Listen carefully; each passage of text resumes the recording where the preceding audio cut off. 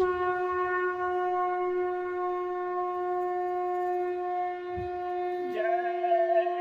गुरुदेव। जय गुरुदेव।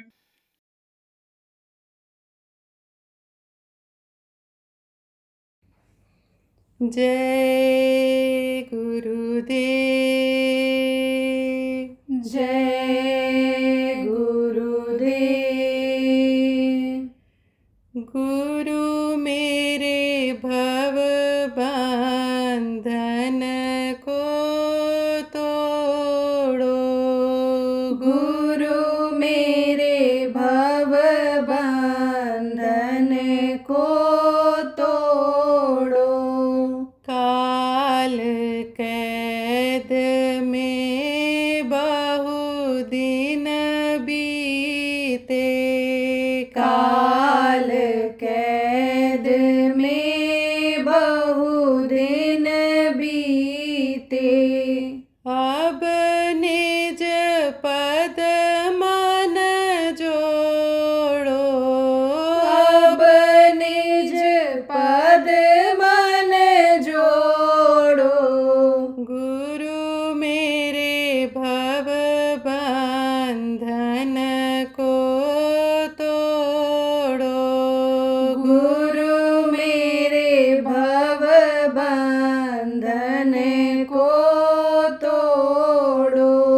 मन उत्पात मचावत बहुविधि।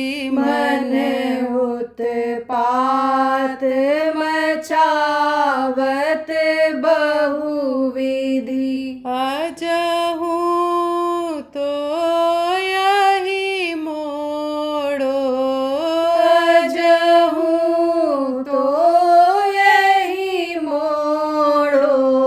गुरु मेरे भव बंधन को तोड़ो। गुरु मेरे भव बंधन को तोड़ो।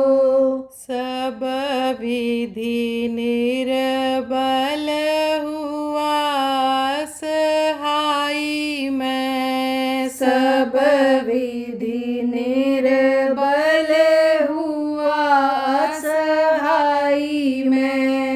अबला जानी न छोड़ो। अबला जानी न छोड़ो। गुरु मेरे भव बंधन को तोड़ो। गुरु मेरे भव बंधन को तोड़ो। तन धन सुहृदय स्नेही जितने। तन धन सुहृद स्नेही जितने। पथ के कंटक रोड़ो। पथ के कंटक रोड़ो। गुरु मेरे भव बंधन को तोड़ो। गुरु मेरे भव बंधन को तोड़ो। सुगम पंथ से निबंधन करी। सुगम पंथ से निबंधन करी। शीश काल गुरु फोड़ो। शीश काल गुरु फोड़ो। गुरु मेरे भव बंधन को तोड़ो। गुरु मेरे भव बंधन को तोड़ो। तुम ही छाड़ी नहीं और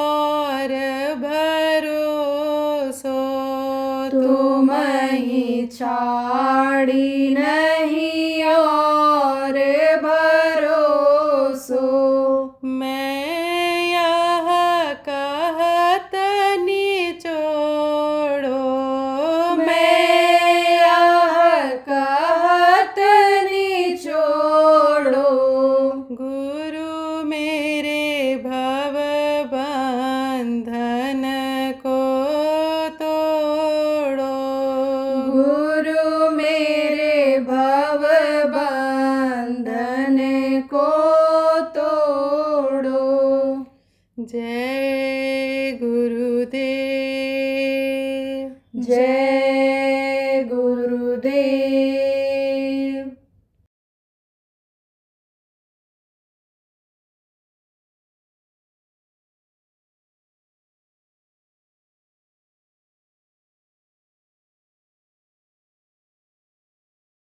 ये जीवात्मा ये परमात्मा के अंश ये बंद हो गई। अब यह और किस्म किस्म बंद हुई।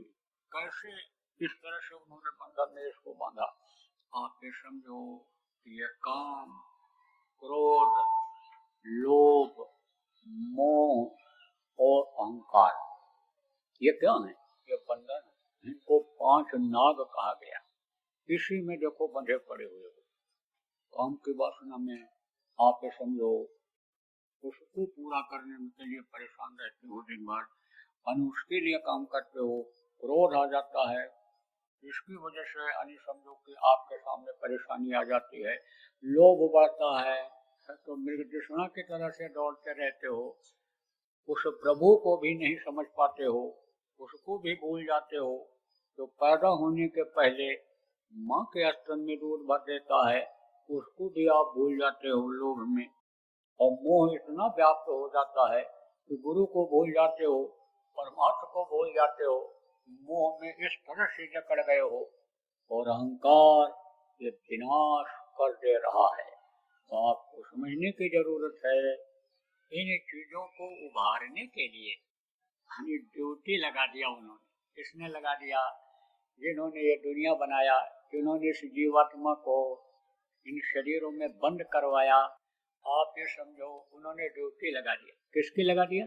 अपने बेटों की। बेटे कौन है? यही ब्रह्मा, विष्णु और महेश। और उन्होंने क्या किया? उन्होंने और लोगों की ड्यूटी लगा दिया। जैसे एसपी साहब होते हैं, जिम्मेदारी दे दी जाती है जिले की कि आप इनकी सुरक्षा करो, इनकी देख रेख करो। और वो और पुलिस को भर्ती करवा देते हैं, दरोगा तैयार कर देते हैं। ऐसे ही उन्होंने तैयार कर दिया। किसको? देवताओं को।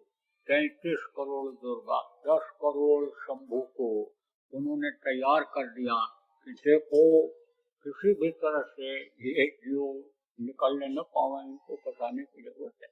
तभी तो गोस्वामी जी महाराज कहा, इंद्र द्वार झरोखा नाना, तह सुर बैठे करताना, आवत देखें विषय बिहारी, तुरते दें कपाट। ये आंख के पास, कान के पास, मुंह के जिभ्या पर, नभ्या पर, रूम रूम इनको उन्होंने बैठा दिया। एक तरह से उनका प्रकाश, उनकी रोशनी, उनके असर को इस शरीर में डलवा दिया। तो ये क्या है? 5 भूत 25 नागिनी इनको कहा गया। आप ये समझो त्रिगुण कहा गया। त्रिगुण कौन है? त्रिगुण नाश है। 3 गुण, ये रजोगुण, तमोगुण और सतोगुण। इन देवताओं के हाथ में, जैसे मन के डोर किसके हाथ में है? माया के। माया किसको कहते हैं? आद्या महाशक्ति, जिन्होंने दुनिया को बनाया, उनकी वो सेवा करती है। उन्हीं से अन्य 3 बच्चों को, ब्रह्मा, विष्णु, महेश को उन्होंने पैदा किया है। तो उनके हाथ में दे दिया मन के डोर। और चित्त के डोर को ब्रह्मा के हाथ में दे दिया। और चित्त, मन, चित्त और बुद्धि के डोर को विष्णु के हाथ में दे दिया। और अहंकार के डोर को शिव के हाथ में दे दिया। और सूरत जीवात्मा जिसको कहते हैं, इसकी डोर समझो उन्होंने अपने हाथ में ले लिया। अब जब इसकी डोर, ये क्या है? जैसे ये जीवात्मा है, पावर है, शरीर को चलाती है, ऐसे इनमें भी पावर है। लेकिन वो पावर ऊपर में कहाँ काम करती थी? अपने लोक में, देश में, अपने स्थान पर थी। क्योंकि सबके अंदर जीवात्मा अलग अलग है और मन सबके अंदर अलग अलग है। और चित्त का चिंतन सबका अंदर में अलग अलग है। ये रजोगुण तमोगुण सत्वगुण ये जो शक्तियां हैं ये सबके अंदर अलग अलग हैं, तो बहुत हैं। तो ये वहाँ काम अलग अपने तरीके से करती है। अब इस जीवात्मा के साथ ये काम करती हैं, तो इनका जो संबंध है, रजोगुण का संबंध, तमोगुण का संबंध और आपके रजो तमो और सत्वगुण का संबंध, ये किनसे? इन्हीं देवताओं से है। और ये शक्तियां जो आई हैं ये उनसे नहीं उत्पन्न हुई, ये वही त्रिकुटी से ही चल पड़ी है, जहाँ से ये वेदवाणी और जहाँ से ये समझो कि आकाशवाणी जिसको लोगों ने कहा, जहाँ से ये उतरी है, जिसको उस वक्त पर लिख दिया था ऋषि मुनियों ने कि यह आवाज ऊपर से उतरी है, यह आयतें उतरी हैं, इसका नियम बन गया, उसी का तो वेद बन गया।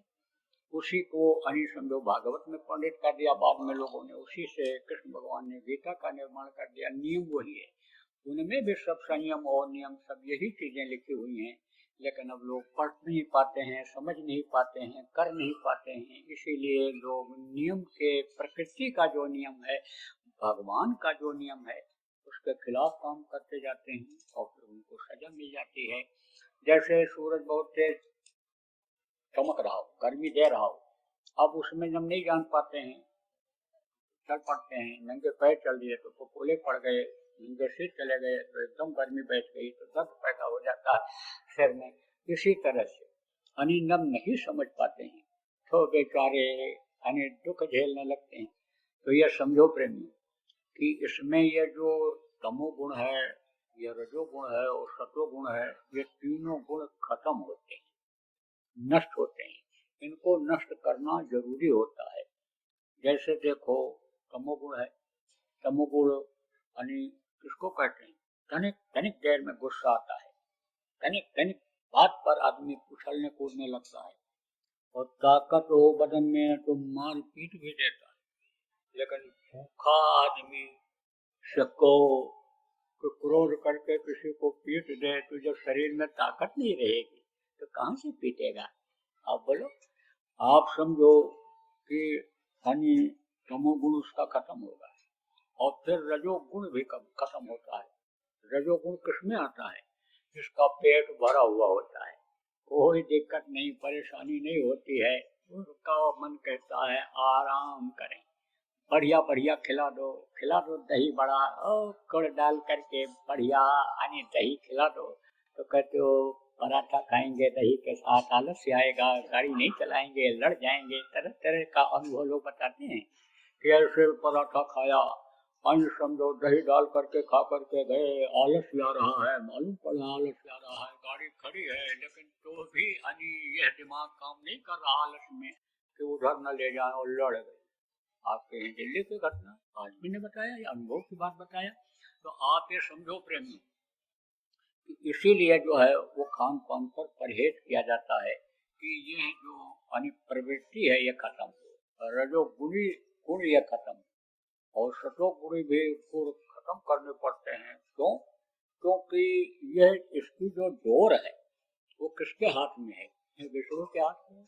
और ये नहीं चाहते हैं कि जीव निकलने पावे, तो ये देते पूरा है। जैसे शिव को कहा गया कि अवघड़ दानी है ये, लेकिन वो देंगे भी क्या? जो उनके पावर में होगा वही देंगे। जहाँ जाने के लिए ये देवता तरसते हैं, जहाँ जाने के लिए जो स्थान पाने के लिए ये देवता मनुष्य शरीर मांगते रहते हैं, नर समान नहीं कौनो देही, जीव चराचर जाचते हैं, ये वहाँ कैसे पहुँचा सकते हैं? लेकिन इनके हाथ में जो चीज है उसको तो ये दे ही देते हैं। तो क्या दे देते हैं? ये दुनिया की लुभावनी चीजें दे देते हैं, धन दे देते हैं, पुत्र परिवार में बढ़ोतरी कर देते हैं, घर मकान की इच्छा पूरी कर देते हैं, लेकिन ये सब कोई साथ में लेकर जाता है? सोचो, जब शरीर पूरा होगा, जब सांसों की पूंजी खत्म होगी, जब इस दुनिया संसार से जाने का समय आ जाएगा, तो ये चीजें कोई साथ जाएंगी? कभी नहीं जाएंगी। तो ये देते भी हैं तो क्या देते हैं? दुनिया की चीजों को देते हैं। तो सत्वगुणी प्रवृत्ति कब आती है? आपको अभी बताने प्रसंग आया है। जैसे पुण्य और पाप के लिए कहा गया कि पुण्य और पाप ये है, यानी समझो कि दोनों ये परमार्थ के रास्ते में जीवात्मा के कल्याण में बाधक बनते हैं। पाप करोगे नरक जाओगे, मार पड़ेगी वहां, और पुण्य करोगे शरीर से तो स्वर्ग में कुछ जाओगे। लेकिन स्वर्ग में कुछ देवताओं को कोई तकलीफ नहीं है, बहुत आराम। लेकिन उस आराम को वो भोग नहीं पाते हैं।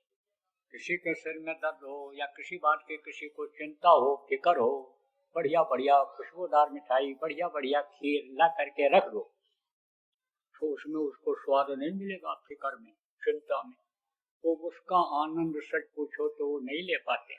उनको फिक्र रहती है कि हमारा उद्धार कैसे होगा। तो पाप का नाश तो जल्दी हो जाता है, लेकिन पुण्य का नाश जल्दी नहीं होता है।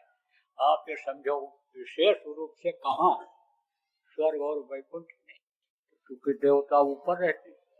जैसे ये छत है, छत पर चढ़ जाओ तो नीचे का सब दिखाई पड़ेगा, नीचे से ऊपर नहीं दिखाई पड़ता है कि कितने आदमी बैठे हैं वहां पर।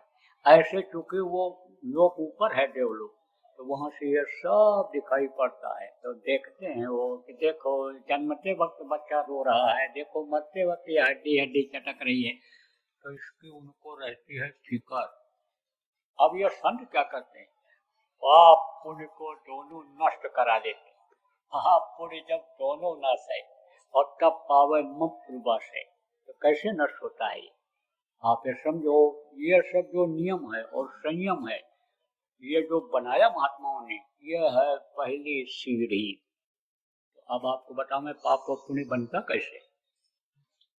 जैसे आप किसी के यहाँ गए हो, आप गए हो किसी के, अब कोई सामान रखा है और मन कहता है लो ये घर में चले गए हैं चाय लेने के लिए, और ये कीमती सामान है, बढ़िया सामान है, इसको हम ले लें, इसको ले लें, चुरा लें। अब मन ने इच्छा किया, अब चित्त ने चिंतन किया, हाँ हाँ पैसे मिल जाएंगे, ले लिया जाएगा। अब ये जिनके हाथ में ये डोरी है, उन लोगों ने खिंचाव किया है, फुरना पैदा किया, मन फुरना पैदा करता है, और चित्त चिंतन करके उसका निर्णय ले लेता है, हाँ हाँ ले लिया जाए। लेकिन बुद्धि की डोरी किसके हाथ में है? विष्णु के हाथ में है। तो विष्णु डोरी को खींचते हैं, और विष्णु डोरी को खींचते हैं, कहते हैं भाई बुद्धि लगाता है आदमी, पता लग जाएगा तो सजा भोगना पड़ेगा, जेल जाना पड़ेगा, रिश्ता भी छूट जाएगा। तो फिर जो है माया सोचती है ये नहीं उठाएगा, इसका पाप कर्म नहीं बनेगा, पाप कर्म इसका नहीं बनेगा। तब तक जैसे माया ये सोचती है, मन ये सोचता है, तैसे अनि समझो अनि मन ये कहता है कि ये चीज हमको भा गई है, और ये समझो कि बुद्धि लग रही है, तैसे वो शिव की अहंकार की डोरी को खींच देते हैं। अरे उठा लो, रख लो, जो होगा देखा जाएगा, अभी तो हम लखपति हो जाएंगे, लाखों रुपए की चीज है, रख लो, जो होगा वो देखा जाएगा। पर चुरा लेता है। अब चुरा लिया तो क्या बना? पाप बना। पुण्य कैसे बनता है? कोई भूखा है और दरवाजे पर आ गया, अब मन ने कहा भूखे को लाओ रोटी खिला दें, बड़ा भूखा है। उसी समय समझो कि चित्त चिंतन करेगा, हाँ भाई पूरे होता है, पूरे होता है खिलाने से, इच्छा पैदा हुई, चित्त ने चिंतन, बुद्धि ने भी पूर्ण बुद्धि लगा दिया कि देखो रोटी खिलाया, पानी पिलाया, जिन लोगों ने रुपया पैसा की कमी नहीं होने पाई। माया खुश हो जाती है जब दूसरे के हित के लिए खर्च कर देते हैं रुपया को, पैसा को, यही माया, और तो माया यही बताएगी। तो फट से बुद्धि ये कहती हाँ हाँ ठीक है। अब आप ये समझो कि फिर आदमी सोचता है अनि कि दें कि न दें, खिलावें कि न खिलावें, तब तक अनि समझो कि शो डोरी खींच देते हैं, अरे खिला दो खिला दो खिला दो खिला दो। वो ये सोच ही रहा है कि खिलावें न खिलावें, दें कि न दें, करें कि न करें, अरे दे दो बस। आप ये समझो खिला देता है, तो उससे क्या होता है? पूरी बन जाता है। तो पूरी बन जाएगा तो स्वर्ग जाना पड़ेगा, और पाप बन जाएगा तो नरक जाना पड़ेगा। तो ये तो दोनों बंधन है। किसी को सोने की हथकड़ी लगा दी जाए या लोहे की हथकड़ी लगाई जाए तो हथकड़ी तो हथकड़ी रहेगी, बंधन तो बंधन ही रहेगी। तो कहा गया पाप पुण्य जब दोनों ना, तो ये जो रजोगुण तमोगुण सतोगुण ये गुण ये नष्ट होते हैं। 3 दिन में जब हल्का शरीर रहता है, आप ये समझो जब हल्का शरीर ये रहता है 3 दिन में, तब आप ये समझो कि ताकत में कमी आ जाती है, मन नहीं कहता है कुछ करो, सुस्त हो जाता है, ये मन कमजोर पड़ जाता है। क्यों? क्योंकि ये जबान से स्वाद दिलाता है, यही तो सब कुछ करता है मन। आँख के पास देखने का काम करता है, जिह्वा के पास खाने का काम करता है, नव्या का स्वाद लेता है, कान से सुनाने का काम, मन ही सब कुछ करता है। तो मन इससे कमजोर पड़ा और फिर उसके बाद में 3 दिन के बाद में ये रजोगुण खत्म होता है और फिर जब समझो कि एकदम से कमजोर शरीर हो जाता है, जैसे चाहे रोग से ही कमजोर हो जाए, तब वो किसको याद करता है? भगवान को। कहते हैं ना कि दीन गरीबी को मांगना चाहिए, दीन गरीबी मांग तेरे भले के को। आप ये समझो दीनता मांगनी चाहिए, गरीबी मांगनी चाहिए, किससे? सदगुरु से कि जिससे हमारी ये जो इच्छाएं हैं दुनिया की ये खत्म हो जाएं। तो आप ये समझो कि ये सतोगुण भी खत्म होता है, उस समय याद करता है, प्रभु को याद करता है। इसीलिए देखो जो लोग नवरात्र में उपवास करते हैं उनका मन भजन में ज्यादा लगता है। आप ये समझो आप जो सत्संगी करते हैं उनका मन भजन में लगता है, जो दुनियादार करते हैं और इसी को अपना लेंगे तो वो किसको याद करेंगे? जिसको भी भगवान मान लेंगे उसी को याद करेंगे। तो आप ये समझो 3 दिन में ये 9 दिन में ये तीनों चीजें हो जाती हैं खत्म, तो मन हो जाता है ये कमजोर। आप ये समझो जो इन शरीर के बाहरी इंद्रियों पर बैठ करके रस लेता है, आँख कान मुंह और ये सब, ये हो जाता है कमजोर। और सूरत जो है समझो कि जब सूरत को शब्द के साथ जोड़ते हैं तब समझो मन उसका ये साथ दे देता है और इस पिंड से निकल करके सूरत फिर अंडलोक ब्रह्मांड लोक में शब्द को पकड़ करके जाने लगती है। अब आप कहोगे कि शब्द क्या है? जो नए लोग आए हो, शब्द ही सब कुछ है, शब्द ही से ये दुनिया बनी, शब्द से ही ये संसार बना, शब्द को ही सब कुछ बताया गया, शब्द ही सुख देता है। आपके समझो कहा गया कौवा किसका धन है, कोयल किसको दिए, मीठी बोली बोलकर बस में सबको कर ले। समझा? तो मुंह से क्या निकला? शब्द निकला। और बता दें, साफ कर दें, इसको क्लियर कर दें। कोई बच्चा है या आप ही हो मान लो, और कोई बुढ़ी माँ है, उससे कहो माता जी 1 रोटी दे दो, बड़ी भूख लगी। तो नहीं होगा तो बना के लाएगी, दे देगी। और अपनी ही माँ से कहो मेरे डैडी की वाइफ, मेरे पिताजी की पत्नी, मुझे रोटी दे दो, तो रोटी देगी कि थप्पड़ देगी? सोचो, मुंह से बात वही निकली, रोटी दे दो, माता जी रोटी दे दो, लेकिन शब्द बदल गए, और शब्द जब बदल गए तो रोटी की जगह थप्पड़ मिल गया। ऐसे ही शब्द ही सब कुछ है। शब्द समझो शब्द में ही अमृत है, शब्द में ही सुंदरता है, शब्द में ही सुख है। शब्द में क्या है? आकर्षण है। आकर्षण किसमें होता है? चुंबक में। जिसमें भी पावर होता है उसमें आकर्षण हो जाता है। कैसा पावर? चाहे धन का पावर, चाहे बल का पावर, चाहे सुंदरता का पावर, चाहे पद का पावर, पावर होता है। तो पावर की तरफ खींचते हैं। तो वो जो जीवात्मा है पावरफुल है, शब्द जो है वो पावरफुल है। तो शब्द के साथ जब इसको जोड़ देते हैं सूरत को, तो वो बिल्कुल चुंबक की तरह से खींच करके ले जाती है ऊपर, और फिर एक द्वार से दूसरे द्वार का ये जितने शब्द हैं ऊपर के, ये अपने अपने पावर में आ जाते हैं। जैसे आप देखो ऊपर से बूंद गिरती है तो बूंद जो रहती है भारी रहती है, बीच में आती कमजोर हो जाती है, जमीन में पड़ते पड़ते बहुत कमजोर हो जाती है। ऐसे ही ये सब उतरते उतरते एक तरह से कमजोर हो गया यहाँ, और ऊपर जब पहुँचता है तब समझो कि बहुत ताकत इसमें हो जाती है, खींच कर ले जाने की बड़ी क्षमता हो जाती है। अब वो शब्द तो कोई देखता नहीं है, सूरज को लोगों ने देखा अपनी, किसको? सूरज को देखा लोगों ने। जीवात्मा कब दिखाई पड़ती? जीवात्मा क्या है? जब अंदर में चरण कमल है, अंदर में इसके रूप को जब देखते हैं, चरण कमल में गुरु जहाँ बैठे हुए हैं वहां जब ये पहुंचती है और उनके चरणों को ये जब देखती है, तब यह उसी में अपना रूप दिखाई पड़ता है। जैसे कांच होता है, शीशा होता है, इस चेहरे को उसमें देखो, ऐसे जीवात्मा अपने रूप को देखती है उसमें, तो अपना रूप तो दिखाई पड़ जाता है, लेकिन वो शब्द नहीं दिखाई पड़ता है। समझा? क्योंकि वो पानी समझो कि पावर उसका बढ़ता जाता है और पतला रहता है, पावर बढ़ता है, लेकिन इस जीवात्मा का भी पावर बढ़ता जाता है।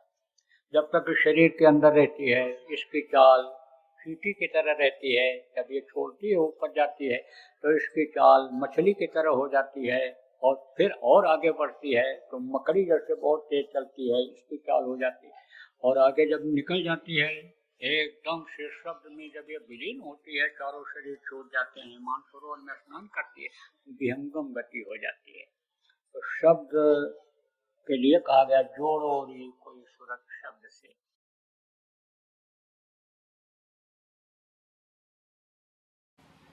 आज 2 अक्टूबर है, गांधी जयंती है। आपको बताया सुबह, गांधी जी अब इस समय नहीं रहे, दुनिया संसार से चले गए। उनका काम जब पूरा होगा तभी उनकी आत्मा को शांति मिलेगी।